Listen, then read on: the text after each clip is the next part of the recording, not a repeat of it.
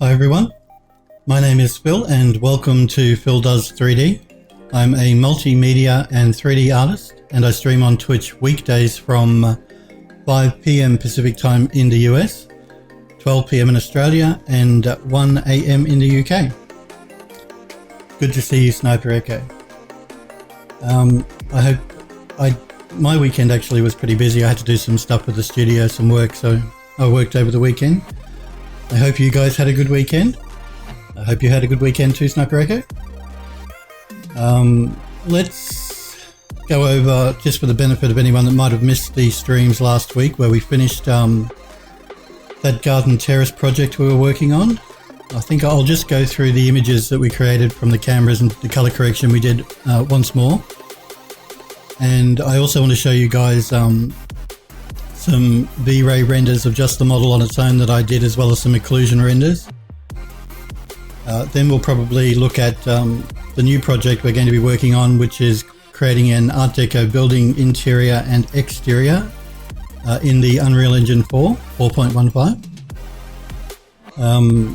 So you guys that are watching me at the moment will see that I'm streaming under games development. I'm doing that because I'm going to be creating this Art Deco terrace initially in Max to set it all up, and then we're going to be exporting it and rebuilding it in the Unreal Engine 4.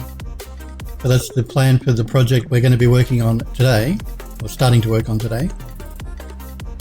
But let's start by jumping into those images and looking at them one more time for the Garden Terrace project that we finished last week. We just have our color corrected cameras here. That was the first one, the second one. You guys that were watching last week will have seen these. The third one, the fourth one, and then the main camera. These are all 1600 by 1600 renders. And that was our pullback shot of the environment. Now this is a model on its own that was rendered in V-Ray, so no environment, just done in Max using V-Ray, just to show people what the actual model on its own looks like. And the next shot will be an occlusion render of this model. Thank you, Gladius88. Thank you very much. Actually, I do want to shout out a thank you to Big Poodler and Happy New Mind for following my channel on Twitch. I do appreciate it when you guys follow me, so thank you. And remember, guys, with the communities feature at the moment that Twitch is in beta test, there's been a few problems with people finding the 3D modeling people, because Twitch, for some reason, have not put a 3D modeling community under the communities tab in the creative section. I don't know why. I've actually emailed Twitch, but I haven't heard back from them. So in the meantime, I'm going to be streaming under games development because we're going to be doing some work in Unreal Engine 4. But do remember, guys, if you're not sure when I'm streaming, I always post 15 minutes before I go live to my Twitter account at PhilDoes3D. You can also follow my Twitch page, and that should give you a reminder of when I'm live and where I am, just in case you're not sure, until the communities feature is sorted out by Twitch. Hopefully they'll bring back a 3D modeling community for 3D artists. I don't understand why they removed it. It may have something to do with the fact that you can't create a community with a number at the moment. If it starts with a number as in 3 for 3D, the community's function won't work. So that may be why Twitch have not got a 3D modeling section community yet. That's the only thing I can put it down to. For some reason, they've restricted creating a new community to letters, only starting with letters. You can't start with a number. Gladius88 is asking, out of interest, what are the costs of using the Unreal Engine? It's free to download the program, completely free. Epic allow you to download it. It's not restricted in any way. You download it, install it, use it free of charge. I believe that once you reach a certain threshold of sales, so if you're not ever making anything that you're going to sell, there's never any cost. If you're making something you want to sell commercially, I believe that there's a threshold. Don't quote me here, but it's like $30,000 or $40,000 US, I think, that you can earn on the sales of that project before you have to start paying a percentage of your sales to Epic Games, unless they've changed it. But that's the way it used to be. So if you're not creating a commercial project completely free of charge, no restrictions on the software. If you are making something you want to sell, I think you get like $30,000 or $40,000 worth of sales before you actually have to start paying a percentage. And I think it used to be about 5%, I think, to Epic Games of your sales after that $30,000 or $40,000 threshold. which is pretty good actually, because let me give you guys a comparison. I'm a brokered artist for the creative market and for Eon View Cornucopia 3D, and they charge 30% of my sales. So Epic Games only charging 5% of your sales is a really good deal. It really is. It's a lot less than most other places will charge. So yeah, I hope that answered your question, Gladius. Yeah, free of charge. Download it, install it, use it. We'll be using it as well to recreate our Art Deco building interior and exterior. I do want to, I know I said we're going to use the same assets, but that I'm going to show you a video in a minute for the Art Deco building I created in UDK 6 years ago in 2011, and we are, but I think I may just update the assets a little bit for the new engine. Alright, cool, that was a few years back when I was looking. Yeah, it's the same with me, Gladius. So like I said, do look it up on their website. They may have changed it. It's been a while since I've used the Unreal Engine because I work in architectural visualization now. So most of my work is done in Max and V-Ray. I have worked for game studios in the past, and I've worked with the Unreal Engine, but not for a while. And yeah, I'm not completely up on exactly what Epic Games are charging to use their engine now, but I don't think it's changed. It may have, so do look it up on their site. I'm sure it'll be there somewhere. But it used to be a set amount, and then after that, it used to be 5% of sales. So I'm sure even if the percentage of sales has gone up, it'll still be pretty good, because like I said, I get charged 30% of my sales, so on the creative market and on Cornucopia when I sell my stuff. So I think they're giving you a pretty good deal, and the software is completely free to use anyway. If you don't, regardless of whether you're making it for commercial purposes or not, you can use the software for free. So a lot of development work goes into making the Unreal Engine. So it's good on Epic for letting people download it and use it. I remember when I worked for the game studios years ago, you used to have to purchase the engine. It used to cost about $2 million. I hope I'm not breaking any NDAs by saying that. I shouldn't be. Not now.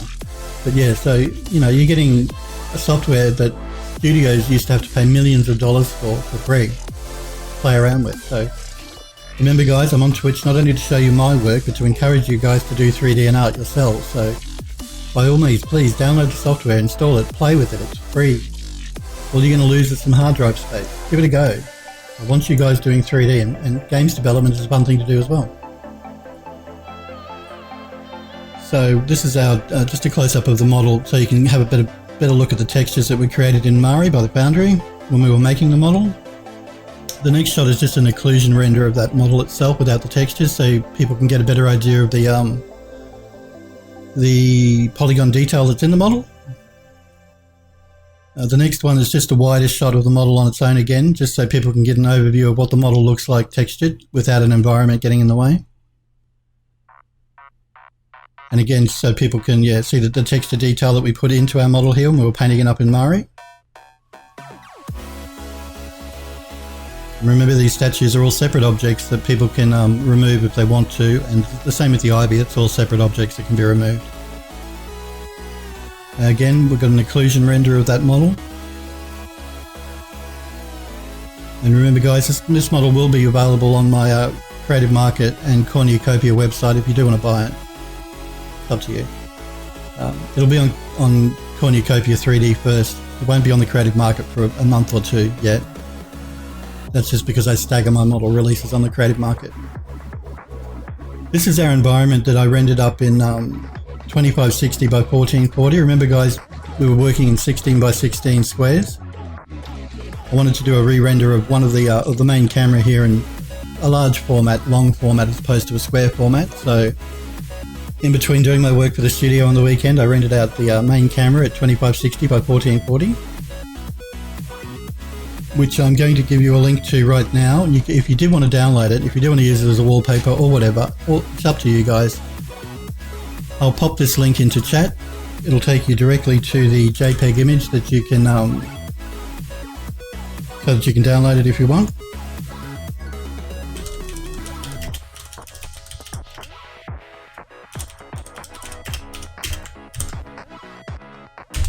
So if you go to that link, you'll open up the JPEG image itself, and you can just do a save picture, just if you want. And it might be better for you guys to see it off of stream, because like I said, my Twitch stream tends to get darkened up a little bit when it gets sent through to Twitch compared to what I see on my monitor here. So if you guys wanted to check the render out in a little bit more detail, please feel free to download the image and do with it what you will.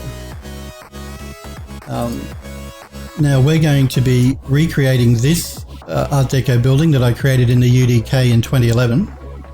No problems. So this is what we're going to be doing for this project. We've finished the garden terrace. That's all done and dusted. We're going to be moving on to this Art Deco building interior and exterior. I'm going to show you the video that I showed the other guys last week, just for anyone that's new that might be watching. What it looks like, or what it looked like when we did it in UDK, which was 6 years ago. We're going to redo it now for Unreal Engine 4 and update the assets that may need updating. Initially, you're going to see some concept artwork I created for the level, just the first few images. That was just to give me an idea when I was making it, what I was going for, the look I was going for. I don't know if you guys are familiar with games development, but a lot of studios will create concept art and then the artist works to the concept art to create whatever it is they're making. That's generally the way it works. Not all studios work that way, but the majority do. So they make their concept art, they give it to their 3D artists or the environment artists, and they say this is the idea we're looking for, what we're going for. This is a building we're going to be recreating in UE4. This was done again, like I said, in UDK, so 6 years ago. And I'm interested to see the improvements that Epic have made to the engine since version 3, I think, which is what UDK used, Unreal Engine 3, to the new version 4. So I know that they've made a lot of improvements to lighting, and that's really what I'm looking at. Really what I want to see with the, well, my reason for rebuilding this building is to see the changes to the lighting. And this is just an animated matinee camera fly through of the building interior and exterior. Again, this was created 6 years ago in UDK, not Unreal Engine 4, but the old version of the engine, version 3. And we're going to see what it looks like in the new version. I'll be recreating this building in Unreal Engine 4, and I'm just going to be probably updating a few of the assets as well, just to bring them into line with the new engine, because it's 6 years later and I can afford to use higher poly models and that type of thing now compared to what I had to use then. The layout of the building will be the same though. The assets will be the same, but like I said, I'll be updating a few of them for the new engine, making them look a bit prettier.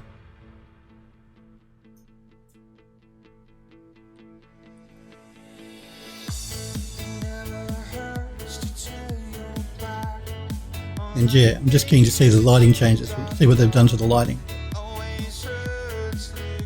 It's been a while since I've used the Unreal Engine.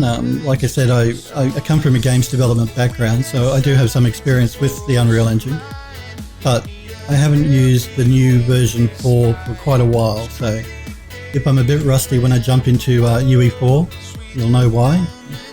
Just because it's been a while since I've used it, it'll take me a little while to get back up to speed. Gladys is asking, how much do studios pay for such a recreation? Are you talking about this model here that you're looking at, this video? It's really dependent on the designer and the amount of time it's taken them to put it together and what the actual thing is that they're making. Generally designers will charge an hourly rate, Gladius. So usually a 3D artist that works, if they're doing work freelance, they'll charge an hourly rate. They may charge sometimes by project, depending on what it is. It's either an hourly rate or by project. Some people prefer to be quoted an overall price. Other people prefer just for you to tell them what your hourly rate is and estimate how many hours you think it's going to take to make. But that can vary, of course. The hourly rate thing and the hours, the estimated hours, you never know for sure when you're starting a project, but you can get an estimate and give them that. So yeah, I can't really say how much they'd pay because it's really dependent on the studio, on the designer themselves, on the artist, the 3D person themselves, and what the project is that you're creating. Yeah.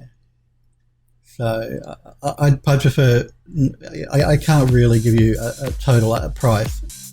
It's an hourly rate thing though. You'll find that most 3D artists and environment people charge at least usually $50 an hour. That's US dollars. But it's dependent on the designer. If you're starting out doing freelance work, then of course your rate's going to be lower than that. I know that Bleakness was doing some freelance work, and he was telling people that people were telling him that he should charge about $30 an hour because he's a newer designer. Yeah, so ballpark start at 30 an hour and then work your way up from there dependent on your experience and yeah, that type of thing. So we've gone through our project from last week, which was the garden terrace, the Baroque garden terrace. Now again, I'm encouraging you guys to go to the Unreal website, to unrealengine.com, and download their new version of the engine, 4.15. It was released at the end of last week. Every time they release a new version, they always add a lot of new features to it. So maybe they have the new physically based default post-processing, improved texture streaming, which is what I was telling you guys last week. It's better for the designer because now you don't have to be so restricted in your texture sizes because you can stream them in as they're needed, and the program will remove them when they're not. See, generally in the past, with video cards years ago, we'll say 6 years ago when UDK was released, you're restricted to the amount of memory on a video card, and most video cards back then didn't have, you'd be lucky to get more than 2 gigabytes of memory. Most video cards were about a megabyte of memory back then, a gigabyte of memory back then. So your texture sizes and your polygon counts were really important so that you stayed within that memory constraint of the video card.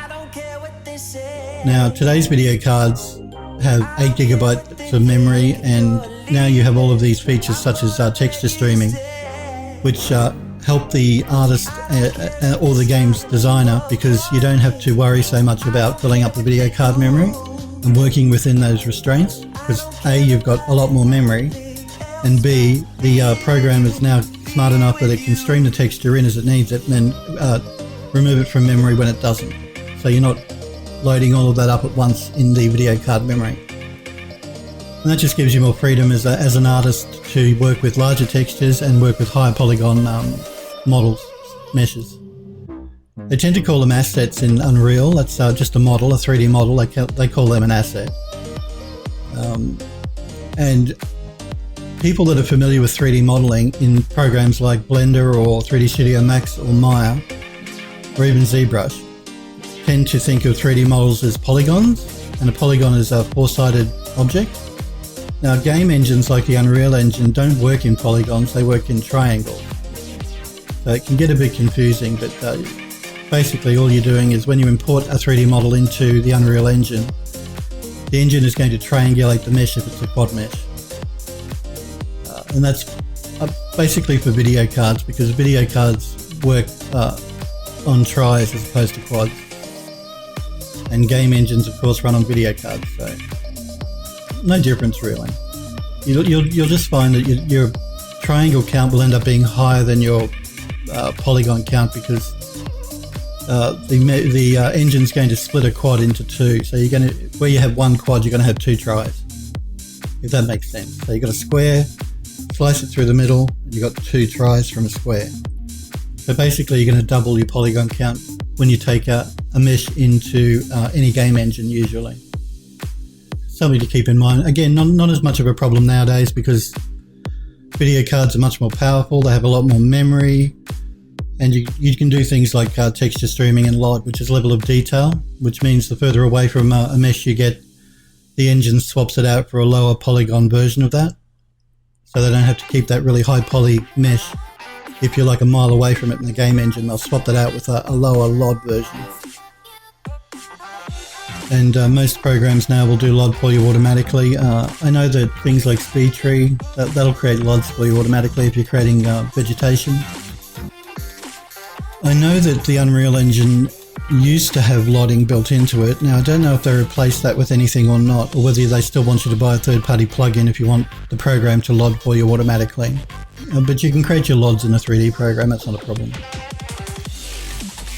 You've also got to remember too, with any meshes you're creating in any 3D program that you're bringing into a game engine, you have to worry about things like collision. Now, I know some of you guys are probably already familiar with, you probably use these engines and you're familiar with collision. But for anyone that's not, that's just a basic shape you place around your mesh so that you won't run through it. Again, you don't have to have collision on an object. You can get the engine to use every polygon, every try I should say, as collision. You generally don't want to be doing that though, because you're creating more work for the engine than needs be. So usually you'll put like a sphere or a capsule or a cube or something around a 3D model so that you don't run through it, and so that say you're firing a weapon, the weapon will stop at the object. And that's just called a collision object, a collision box. Sniper Echo saying that they recently implemented a partially automated LOD generation system. I thought I'd read that. I do, like I said, I haven't used the Unreal Engine for a while. But I do read up on the new versions that Epic release, just to keep an eye on what's going on with the engine, because like I said, I love the engine. I've used it for years in the past. And I thought I'd read that they'd implement some sort of LODing for their models, automatic LODing. I know that it used to be in UDK, might have been called Scaleform, I think, was the company that Epic, whose plugin Epic sort of integrated into UDK to do LODing automatically. I know when they first released Unreal Engine 4, they took that out. That plugin was available, but you had to purchase it separately from Scaleform. I think the company was called Scaleform. So yeah, the LODing was still there, but you had to buy that plugin separately from Scaleform. And then I thought I'd read not long ago that they were implementing LODing back into the engine, which is a good thing, because getting the program to do LODing for you is what saves you a lot of time. And not that LODing is difficult to do if you're doing it outside in a 3D program. It's just an extra step that slows your workflow down if you've got to worry about LODing. So if the program can do it automatically, it's always better. Thank you very much for the follow, Gladius. I do appreciate it. Thank you for following my Twitch channel. Like I said, guys, I do really do appreciate it when you follow me on Twitch. And with the communities the way they are at the moment for the creative section, it's probably the best way to know when I'm actually streaming. So thank you, Gladius. Faster compile times for C++. I don't do any work in C++ myself, but that's good for people that are doing programming. User interface blurring, which is always a handy, nice thing to have. This is really good actually, material editor reroute nodes. This is just for me because you guys know that I'm very big on clean interfaces. I like a nice clean interface. And this might seem like a really small thing, but being able to route around with your nodes here, with your lines, is a really nice feature. Just to help to clean up your material nodes, so you don't have these lines running through all your nodes. So a small thing, but a really nice feature that they've added. A sequencer for animation blending, blueprints, which are really powerful in the Unreal Engine. This is interesting, high dynamic range display output. They've marked it as experimental, and that's probably because not a lot of, I don't actually think there are any computer monitors around at the moment that do HDR. There's televisions, and a lot of people do work on TVs now, replace their monitor with a TV, a 4K TV. But HDR is the next big thing, and it's only going to get bigger, so I'm glad that they're already looking at incorporating that into the Unreal Engine. Because you can see the difference it makes between their comparison pictures here. Just really rich colours, really brings up the colours in an image compared to the non-HDR. So yeah, nice feature. I don't have anything to do with mobile gaming, but still nice for people that do mobile gaming. Yes, more stuff for blueprints. Color grading controls, which is nice. For your post-process color grading. You know me, I'm very big on color correction, so it's nice that they've incorporated something like that. Again, I don't have much to do with VR personally, but it's nice for people that are working with VR.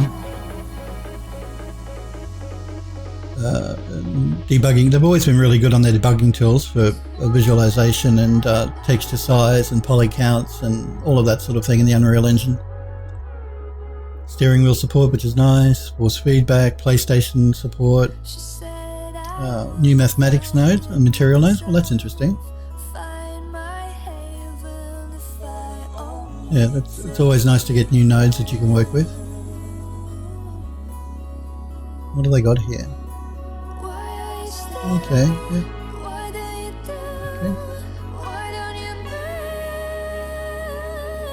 Okay. They've added a lot of new stuff. Every time they release this program, they always add a lot of new stuff, so I won't bore you guys by going through this too much more. But do go to their website, download the editor, install it, and play with it. It's free. You know, I'm very big on you guys downloading free software and trying it out. Like I said, I want you guys to do 3D. I want you doing artwork. It's a really fun thing to do. You can create stuff that you're not going to find anywhere in the real world. And like I said, you'll get a much bigger kick out of making something yourself. So give it a go. But yeah, they've added a lot of new stuff here. Anyway, we're going to jump into 3D Studio Max and load up the assets that I created 6 years ago. Could be this one here. Now this is the Art Deco building.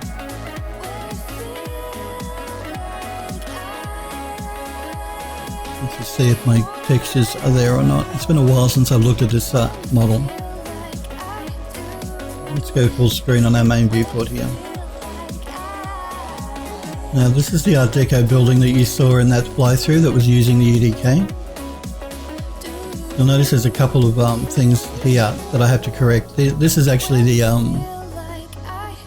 interior walls. If I zoom in here, you can see the actual full building is, well, not fully built, but partially built inside of the building itself.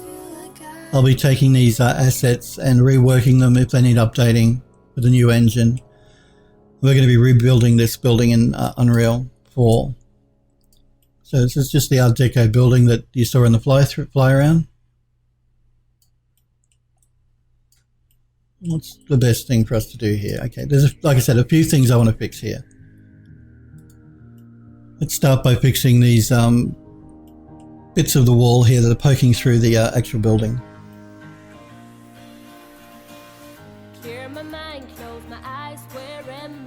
Like I said, I work in 3D Studio Max, just for anyone that's new to my channel. All 3D programs now are very, very good. I don't recommend one over the other. I work in Max because I work in architectural visualization, and the studios that I work, the studio I work at uses Max and V-Ray, and I'm familiar with Max because I've been using it for more than 10 years now. So that's the 3D program I use. But Blender, which is free, is a very good 3D program. They're all very good now, so if you want to get into 3D and you don't want to buy software like Max or Mouya, download Blender because it's completely free. Now, I'm going to select my building. It looks like I'm grouped here, so I'm going to ungroup.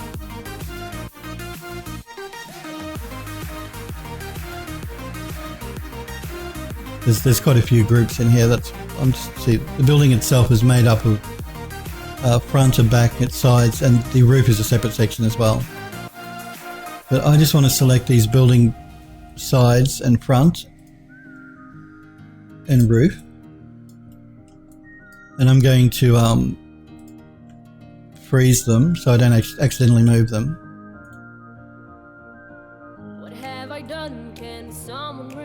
I'm going to make them see-through as well and freeze them. And that's so I can get a better look at what's happening on the inside of the building. Now you can see the building is made up of the outside wall, the actual outside textured walls of the building, and then on the inside I have like another skeleton of the buildings just made from a brick texture.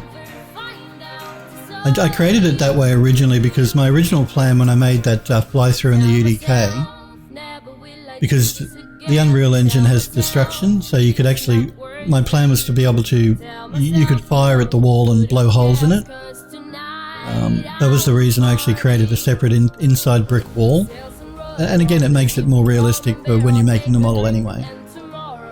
I don't know if I'll be doing that for UDK or for Unreal Engine 4 or not. We'll see how we go. But what I do want to do is just these interior wall sections here, so they're not poking through the roof. And again, we're grouped here, so I'm just going to ungroup.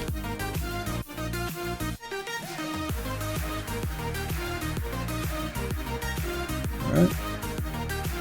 You see, I'm working in edit mesh mode, and I know I've said to you guys, make sure you always work in edit poly. That still holds true.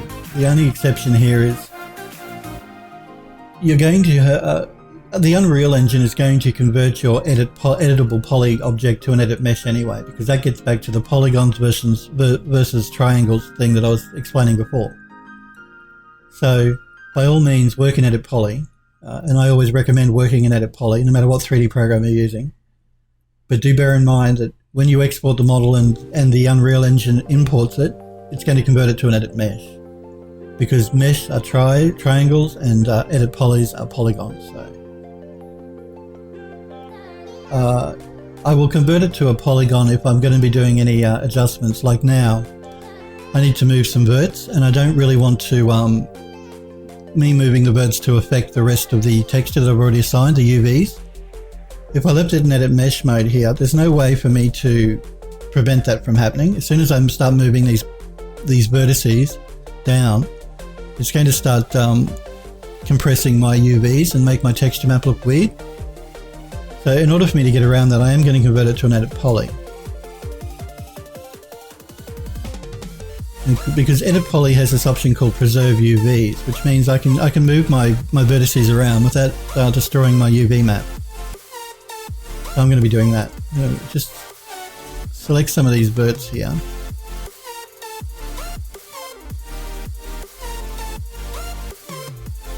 I really should grab the entire row, but I won't actually. I'm just going to grab these and move them in. So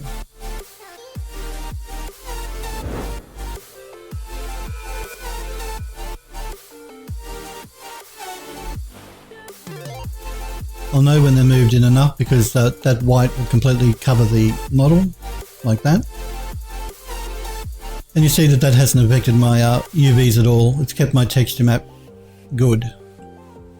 And that's because this preserve UVs option is turned, well, it's turned off. Okay. Let me go back.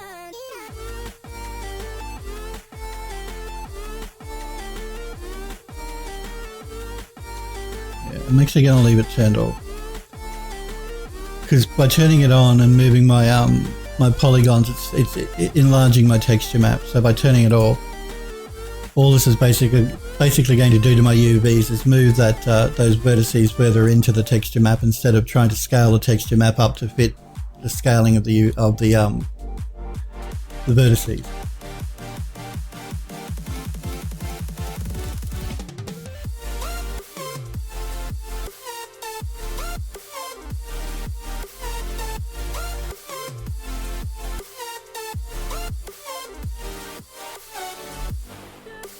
I'm going to do the same thing to these two here on the edge, I think.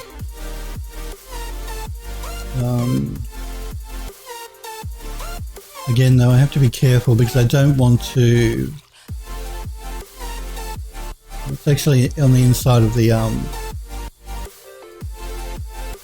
inside wall of the building, or the roof, actually, the inside roof section, which you're never actually going to see. So I was going to say, though, if I move these two verts here at the top, it's going to create an angle for my wall. But the wall is actually on the inside that you're never going to see.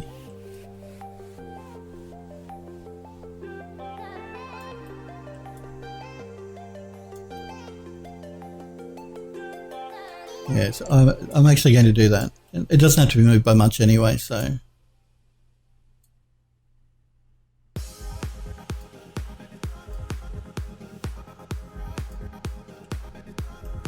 Normally you wouldn't do that, because like I said, now we're going to have if you were standing on this side of the wall looking at it side on, you'd see the wall sort of will be on an angle like that.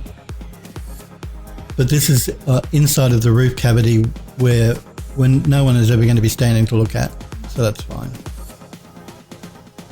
I'm going to do the same thing now on this side.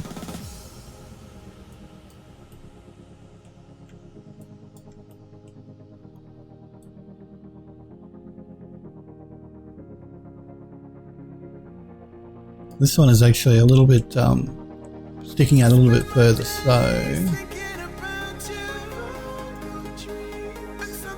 and we do actually have a roof section, I think.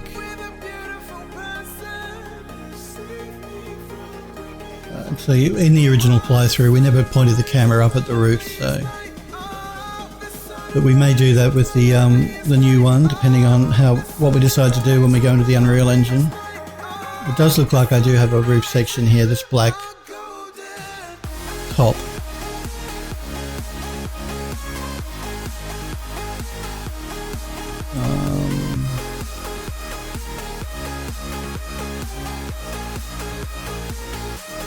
Let's start by moving these ones in, I think. And then I'll decide what I want to do with that bit of the wall that's sticking out.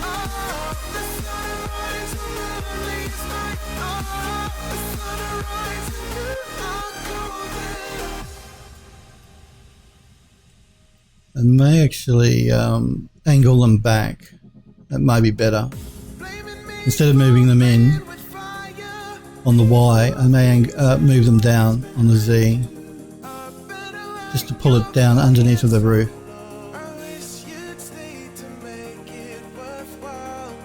That'll keep our wall straight, but prevent it from actually sticking through the top of the roof. Again, there's texture stretching happening there and along the sides here, but you never see these. These are on the inside of the building.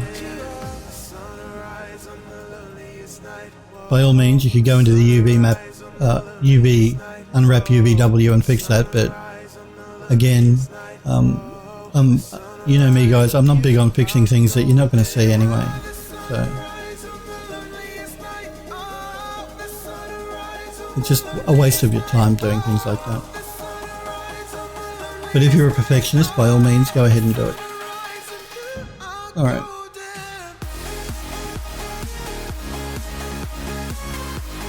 Let's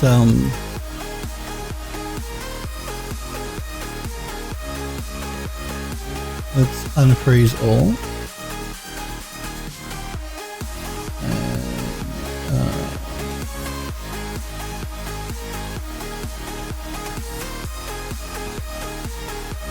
I want to see my model again now.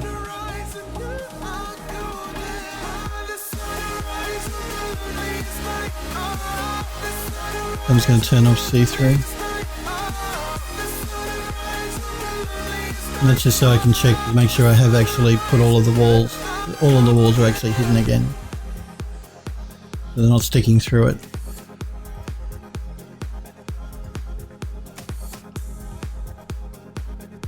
Alright. I can't see any walls sticking through the ceiling now, or the roof, so that's good. Now we're going to update this building a bit too for the new engine. This is a relatively low polygon model, and I kept it low poly because, like I said, when I made this to go into the into UDK 6 years ago, I had a lot more restraints on what I could do. We don't really have those restraints now, so we can afford to pretty up the building a bit more by adding a bit more detail.